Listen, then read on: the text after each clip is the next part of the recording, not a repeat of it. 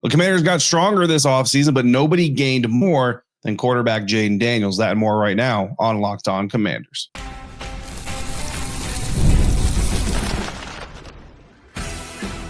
You are Locked On Commanders, your daily podcast on the Washington Commanders.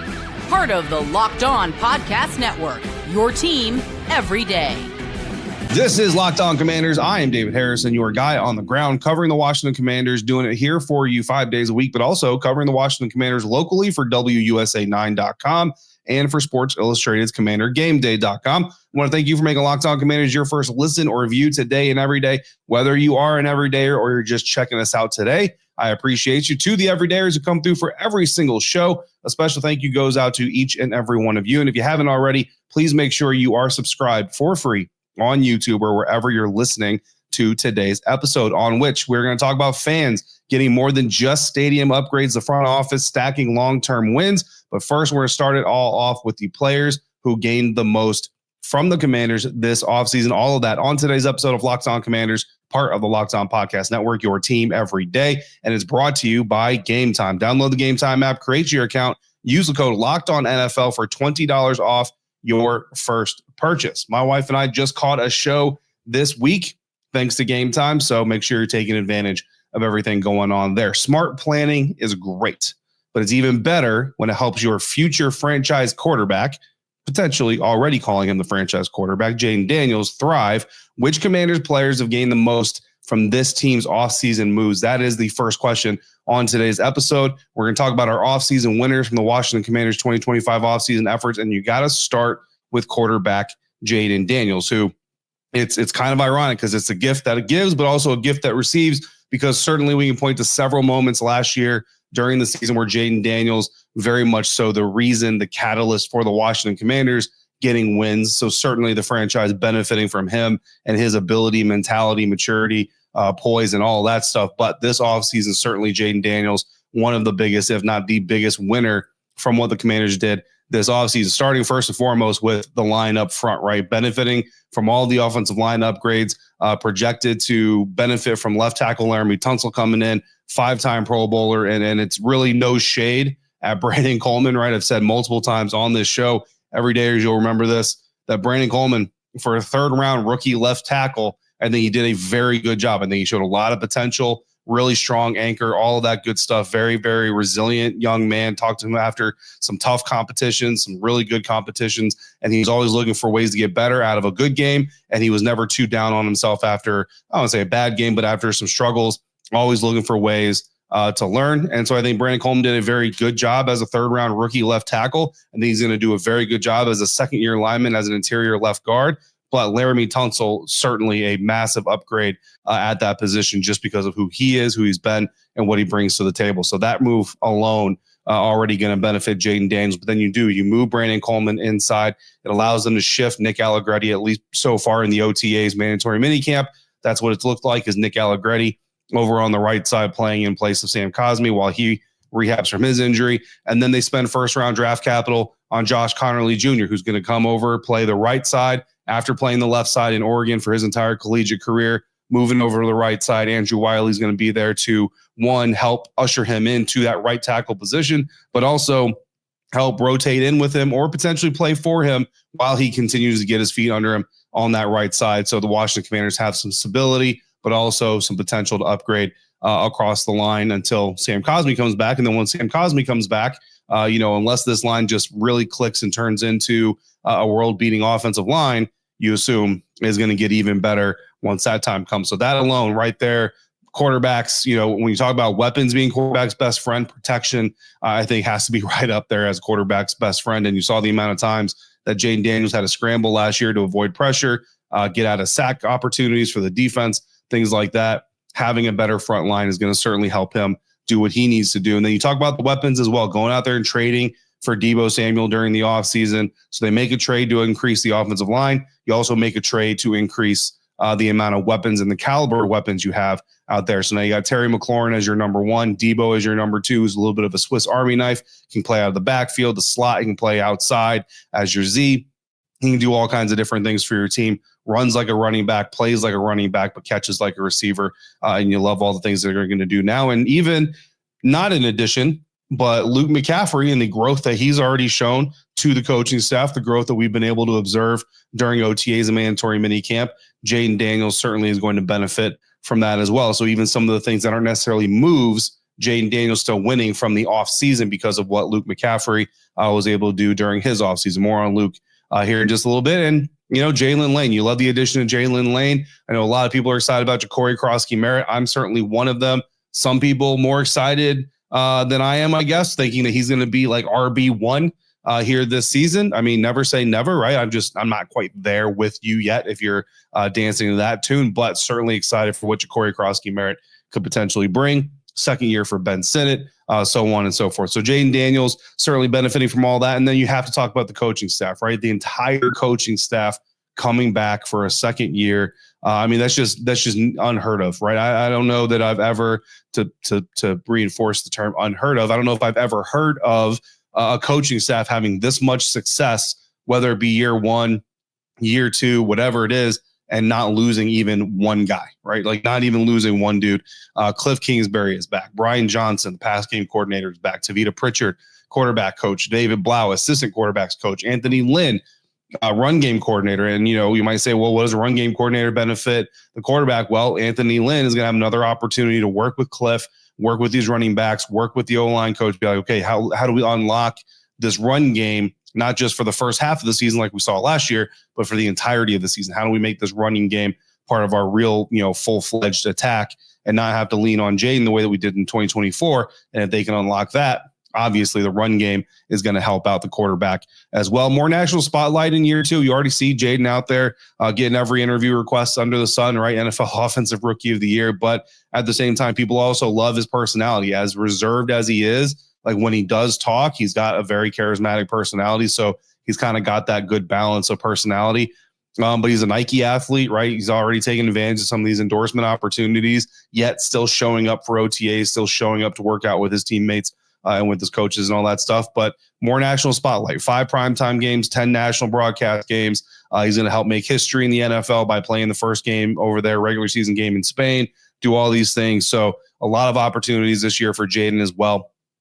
To emphasize, or to expand, I should say, his ever-growing brand that is him. And then a clear belief, right? All this stuff wraps into a clear belief in who he is, right? This is a quarterback-driven league. Like, let's make no mistake about it. Let's not forget about it. It's a quarterback-driven league. So you see a team going out there, investing draft capital, trades, doing all this stuff to build around you as a quarterback. You see the team doing all this stuff, all this marketing. You see Nike buying into you. See the NFL putting your team on this platform. Like, it all comes back to how much confidence does this team have in Jayden Daniels. And so Jayden Daniels, big winner here. Another guy that's a big winner who's actually winning because he's coming to Washington, Javon Kinlaw, defensive lineman, fresh start. He's got some familiarity here. We've talked about this numerous times, but Daryl Tapp, coach for the San Francisco 49ers staff when Javon was there. He's obviously the D-line coach here in Washington. Adam Peters knows him from the front office, right? So some familiarity, but also a different scheme in the sense that it's a different person running the scheme. Like Joe Wade Jr., not the defensive coordinator in San Francisco when Javon was there. So Joe Wade Jr. can get the opportunity to unlock some of his player strengths the way that he did other people last year. An opportunity to learn and earn in a long-term role, right? Something that every player wants is security. Obviously, being a high draft pick in San Francisco, the thought was, maybe I can be there and do that for a long time. That didn't work out. Goes to New York. It didn't really work out the way they wanted it to. So now he's at Washington. Turns 28 in October. So he's still, on the younger side of 30 at least. So he has the opportunity to carve out a consistent role, potentially be here for a long term, 5, 6, 7 years, whatever it is, until he ends up, eventually retiring. The contract structure is good for Washington, also good for Javon, right? Because it also provides that prove-it mentality. We've talked about this. Washington Commanders have an out. If they need to get out of that contract in 2026, they'll have that ability. So Javon can't come in here and isn't coming in here just saying, well, I'm comfortable. I've got 3 years, no matter what, all these things. So you have that type of motivational factor as well. And then we've already talked about him a little bit, but Luke McCaffrey, I think a big winner from this offseason, not just the work he's put into himself, right? But obviously the work that this coaching staff asked him to put in, the work that the coaching staff kind of guided him to into the offseason is working out, but getting the extra reps while Terry McLaurin sat out during OTA's mandatory minicamp, certainly helping. And then he just continued to develop that versatility, right? He came into the league, a big slot. That's what he was at Rice. That's kind of what everybody looked at him as. Got a little bit of work outside, with the Washington Commanders in his rookie season, continuing to get a little bit of work inside and outside here in the NFL, and he's looking more and more comfortable doing so. Versatility is always going to be a big way for a guy to stick in the league for as long as possible. So that's 3 players, not the only ones, but the 3 biggest ones that we can talk about here from different kind of perspectives of who they are. The players aren't the only ones who came out ahead, though, this offseason. So let's talk about the leadership behind the plan. That's coming up next on today's episode of Locked On Commanders, part of the Locked On Podcast Network, your team every day. Today's episode of Locked On Commanders is brought to you by Game Time. We've all been there, refreshing tabs, racing the clock, just to lose out on tickets to a show you've been waiting to see for months. Just like building an NFL roster, getting what you want shouldn't feel like chaos. That's where Game Time comes in. Game Time takes the stress out of buying your tickets with last-minute deals and prices that drop as it gets closer to showtime. You can save up to 60% and skip the panic altogether. I like to think of it as Adam Peters of ticket apps, right? No flashy gimmicks, just smart, efficient results. Their zone deals even pick the best seats in your section for you, kind of like targeted retention, right? But for concerts, you'll see your panoramic seat view before you buy, and the price you see is what you pay. No hidden fees. And if the plans change, the Game Time guarantee has your back. So take the guesswork out of buying concert tickets, show tickets, game tickets with Game Time. Download the Game Time app, create your account, use the code LOCKEDONNFL for $20 off your first purchase. Terms apply. Again, create your account, redeem the code LOCKEDONNFL for $20 off. Download the Game Time app today. Last minute tickets, lowest price guaranteed. The Commanders front office earned trust this offseason by staying calm, strategic, and flexible. Who inside the building deserves credit for the Commanders' smart, measured offseason? Well, from the outside looking in, we're going to first give credit to General Manager Adam Peters. Now, certainly, the mark of any good leader, and Adam Peters has certainly done this. Dan Quinn has certainly done this. They're going to give credit to their scouts. They're going to give credit to their position coaches. They're going to do all that stuff. That's for them to do. For us, we're going to keep it to the figureheads, right? Adam Peters, General Manager of the Washington Commanders. Obviously, everydayers, if you've been listening to our recent episodes, you know that I'm a fan of what he did. I love splash moves just like anybody else. I love the big names just like anybody else. You know what I mean? If the team, look, this Trey Hendrickson stuff still isn't dead with the Cincinnati Bengals. So if the Trey Hendrickson thing turns into a trade to the Washington Commanders, I'll be one of the first ones up here saying, boom, let's go. Trey Hendrickson to the Washington Commanders. What does it mean? How sexy can it be? However, I also appreciate the fact that Adam Peters obviously, and he's not alone, and this isn't over out here doing what the Cleveland Browns did with Deshaun Watson, saying, what do we got to pay? How many draft picks we got to give up? How much money does it going to take? Whatever it is, we're just desperate enough to get the name. We're going to go out there and do it. No, like you don't want to go out there to do something just for the sake of doing something. I think that hopefully most, if not all Commanders fans, even if you still want that big name or if you still would like that splash move, I'm with you. But hopefully you appreciate the fact that you don't have a GM who's just out there saying, I got to make a splash. I got to make a move. I got to go out there and do something, and just doing it for the sake of doing it, right? Targeted retention over emotional extensions, emotional trades, emotional contracts, whatever you want to call it. We talked about this a couple episodes ago. Really like how Adam Peters is doing things. We talked about Noah Brown versus De'Ami Brown, all of these things, and not getting wrapped up in a 4 or 5 game stretch from one receiver versus the consistency that you can get out of another receiver, and you end up paying, again, $10 million. I'm all for it for De'Ami. I love it for you, brother. Go get that money, $9.5 million guaranteed. Happy for you. But I think the Washington Commanders made the better move choosing the Noah Brown option versus the De'Ami Brown option. Make the smarter business decision, right? So first and foremost, Adam Peters, what those moves do is they manage cap health while upgrading the roster talent, right? I think when you look at this roster, 2025 compared to 2024, the roster is clearly upgraded. And right now we're talking paper. Yes, it's speculation season. So right now it's all speculation. Is that what is going to happen in the season? We don't know right now. But when you look at it on paper and you say, where did this team need to get better? Up front, weapons, run defense. They got better in all of those areas. Secondary got better. Jeremy Chin role, we'll see how that fills out. Pass rush, we'll see how that fills out. So there's some question marks there, but where they needed to get better, they certainly got better. But they still have $21.56 million in cap space to work with for the what ifs, for the guys that come available. Like nobody was talking about Marshawn Lattimore getting traded in August of 2024. It was during the season, especially once he got injured, once the Saints were kind of going downhill. That's where the trade talks with Marshawn Lattimore really kind of picked up. And that's kind of a bad example because that's actually not 100% true. Just because of my relationship with Ross Jackson and Locked On Saints, I know for a fact that people actually talk about Marshawn Lattimore being traded a little bit more than that, but it didn't really pick up serious steam, right? I think is probably the best way to put it until once we got rolling into the year. So who knows this season, which player or whatever is going to come available. There might be an edge rusher that nobody's really talking about right now that 3 weeks into the season, for whatever reason, he's available, or at the trade deadline, he's available. And that $21.56 million is money that the Washington Commanders can then use to maybe go get that guy. If we say, hey, pass rush plan hasn't worked out as well as it is, we're not getting the pass rush productivity. Maybe our run defense got better, but we're not actually maintaining our pass rush the way we thought we would.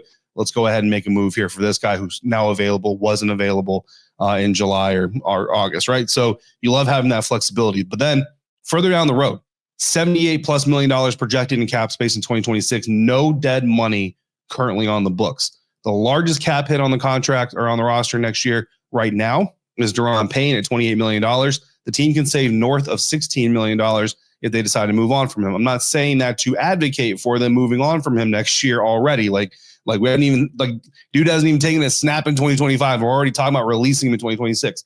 That's not why I'm saying it. I'm just giving you figures to show you the flexibility in the cap books. That's the only reason I'm saying this, because we're also going to talk about Laramie Tunsil, who has no parachute here. If Washington decides to move on from him next season, $21.35 million of cap space saved. Yes, you're going to have the PR nightmare because you're still going to be paying draft picks for a left tackle you just released. Again, I'm not advocating for it, not predicting it, just letting you know where the flexibility is in the books for Adam Peters and why it shows how good of a job this front office is doing. Marshawn Lattimore. Now, he's a guy that some Commanders fans want to be traded or released right now. Don't even want to see what he's going to do in year two, his first full year as a Washington Commander. He would clear $18.5 million off the books next year with no dead money if the Commanders do decide to move on from him at some point. Deebo Samuel, he's got a $12.34 million void year next year. That number becomes dead cap if he's not extended. So there could be dead cap money on the books. But the good news there is that $12.34 million against the cap next year is already factored into the current projections, right? So that $78 million projected cap space in 2026, that includes that $12.34 million. That's either a void year or it's dead money, regardless of what happens. So even after Terry McLaurin gets his new deal, the Commanders are going to have well over $50 million in cap space in 2026 and easily enough room to create loads more if they want to, if they need to in 2026. And again, and that's just talking about releasing. We're not talking about restructures. We're not talking about converting salaries to bonuses. There's all kinds of different tricks the Washington Commanders can do to create money without releasing any of those guys. But those are the easiest ways to kind of demonstrate where that flexibility comes in. So again, one last time, not advocating for it, but just letting you know the money is there if the Commanders need to release people because it didn't work out or they don't believe it's going to work out, they can go get that money. They did pass on some splashy moves, but also some of those splashy moves are risky moves. Look, Jeremy Chinn, I'm a big Jeremy Chinn fan, right? 3 years, $8 million, or 2 years, $8 million per year versus a guy like Will Harris, $4 million per year, like that risk versus that reward. And also, again, we got to be careful here, right? Because Jeremy Chinn walks to the Raiders and the assumption is the Commanders didn't want him or the Commanders didn't try to sign him or the Commanders didn't even want him at. Like, we don't know that for a fact, okay? Jeremy Chinn and Adam Peters are the only ones that can tell you that. Adam Peters is not going to divulge what happened in negotiations with the player. Jeremy Chinn is worried about the Raiders. He's not interested in telling Commanders fans or media what happened in those negotiations, okay? So I'm just saying be careful when you assume that a team didn't go after a guy just because they didn't keep or get a guy. Milton Williams is a guy that kind of comes to mind. Defensive end, played for the Philadelphia Eagles, and he's now leaving the Eagles system. He's now leaving those Eagles teammates that are around him to take some of those blocks away and do some of those things. He's going to make $26 million annual average value for the New England Patriots. That's a lot of money. You know what I mean? Is it a good contract? Is it a bad contract? People call the Javon Kinlaw contract a bad one. I tell you, you need to wait and see what happens with the player before you make that decision, but people are going to make that decision. Chase Young, by the way, getting more annual average value than Javon Kinlaw is. Chase Young still has yet to hit his rookie total, or surpass, I should say, his rookie total in sacks at any point during his season. Jonathan Allen, a player that the Commanders are moving on from, clearly also getting more annual average value than Javon Kinlaw. So when you look at the contracts, also compare to what they could have had to or had on the books here in Washington. Locked in a long-term flexibility, again, through 2026. Only 43 players are under contract. 44 once Terry McLaurin extend. So plenty of roster flexibility to continue to evaluate as they play, as they try to stack wins and say, where do we need to continue getting better? They're 5th in cap space in 2027 and 3rd in 28 and 29. Way down the road, but it just kind of shows you, even when it comes time to get Jayden Daniels his second contract, they're going to have plenty of flexibility to do it as long as Adam Peters continues to kind of follow that mindset. A couple more front office winners, and then we're also going to get to the last winners, you, the fans, and the Washington Commanders franchise. That's all coming up next on today's episode of Locked On Commanders, part of the Locked On Podcast Network, your team every day.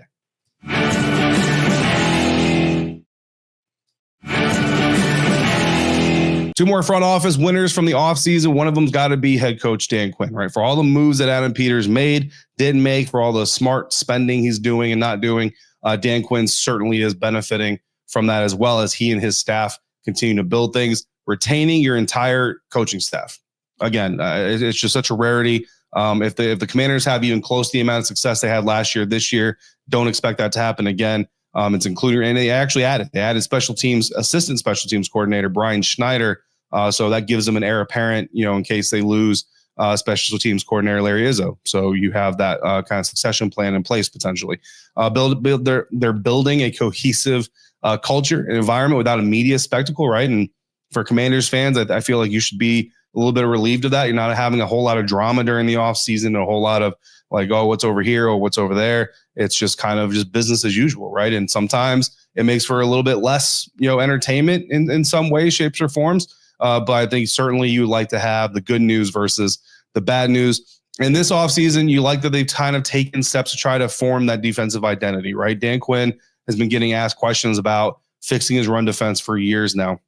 So you see the deliberate moves, and obviously him and AP are lockstep. Here's what we need. Here's what we need to move forward.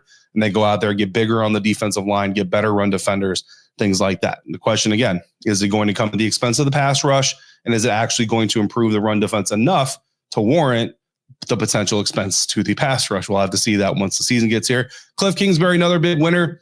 People love loyalty, right? So his decision to come back and stay with Jayden Daniels, stay with Dan Quinn is going to rub people the right way. Owners are going to absolutely love that. And of course, that stability around Jayden Daniels only gives him and Cliff more opportunities to be successful. He gets another year under DQ. And Cliff has already told us multiple times over the course of the last year that he's learned a lot. He's developing himself a lot under Dan Quinn and really kind of seeing the game from a different lens, and the ability to, of course, build on a successful first season with the Washington Commanders. All good things for Cliff Kingsbury. So smart roster decisions absolutely matter.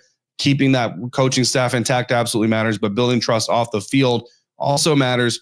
And I think that's where Commanders fans, I don't want to speak for you, but I want to say I think Commanders fans also winners here this offseason. Northwest Stadium upgrades have already been taking place ever since Josh Harris and that ownership group came in, but there's more to come. The alternate uniform reveal coming July 9th, which is absolutely intended to help connect the heritage of this organization with its current trajectory and its future. Again, we'll see if it hits the mark, right? That's always the question. Like, the effort is there. The intent is good. Will it hit the mark? That's going to be up for you guys to decide that. You'll tell me that. I'm not going to tell you that. I'll tell you what I think, but you guys are going to be the ones that tell me whether it hits the mark. So we'll all find that out together here next week. RFK development proposal.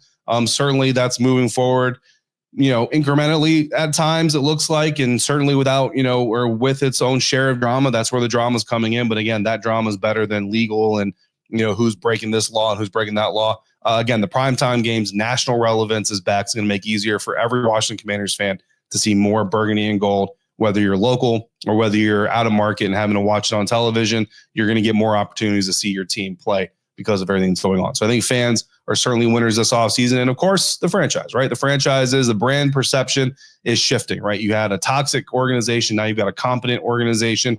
And it's funny because it's a competent organization that is still trying to make changes to its own self for its own betterment. Yet people are already celebrating the competency, the culture behind the scenes, not just in the locker room, not just in the front office, in the football operations, but also on the business side, right? Like, you guys don't really get to see it, but we deal with people in the business office. We deal with people from like Josh Harris's office and everything. And I can tell you, man, it is a much better environment. People behind the scenes that have some jobs that don't necessarily get a lot of public exposure, and just tell you, again, not going to speak it for anybody specifically, but just a much better environment overall behind the scenes. And then ownership is delivering on promises, right? They're making promises. Josh Harris and the ownership group promised $100 million in organizational upgrades across the board, fan engagement, stadium, facilities, locker rooms, all this other stuff. Not only are they going to hit $100 million this year, they're going to surpass $100 million.